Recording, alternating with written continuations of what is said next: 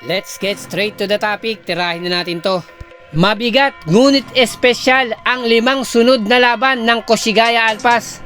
Bagamat magkaiba ng standing sa bilig ng Japan, lakas ng bawat koponan ay pantay lamang. Magiging mabigat ang tapatang kay Soto at Josh Hawkinson na parehas nga po itong sentro na hindi lang po sentro ng kani-kanilang koponan sa B1 League ng Japan. Ganon din po sa kanilang national men's basketball team na sa laban na to magkakatapat muli ang dalawang sentro na ito. Natatangkaing bumawi ni kay Soto at ng Koshigaya Alpas kontra sa Sunraker Shibuya na tinalo nga po sila last Emperor's Cup sa hindi magandang mga tawag ng mga referee. Natangan nga po ngayon yung bentahe ng Koshigaya Alpas, yung home court advantage na pipilitin nilang makuha yung panalo para makaahon sa 1-8 win-loss record.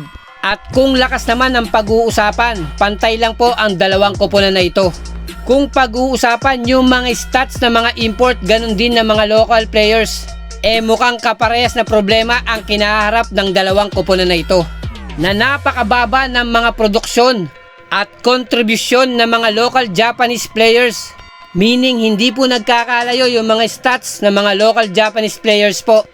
Pero yung factor na makakapag-iba ng laban ay yung mga tawag ng mga referees. Nasa una nga pong pagtatagpo ng dalawang koponan na ito, medyo hindi po naging pabor yung tawagan kontra Koshigaya Alpas. Particular po sa last minutes ng laban. Pero ang nakikita ko pang kalamangan dito ng Sunraker Shibuya, siguradong kakainin ng import na ito yung mga point guards at guards ng Koshigaya Alpas. Na legit point guard nga po ito na si Anthony Clemons. At yung masamang balita rito, siya lang naman po ang top scorer ng koponan na ito. At naturalized player siya ng koponan ng men's basketball ng Kazakhstan. And speaking of special game, magkakabanggaan na po yung dalawa nating Gilas Center. Kay Soto kontra po AJ Edu.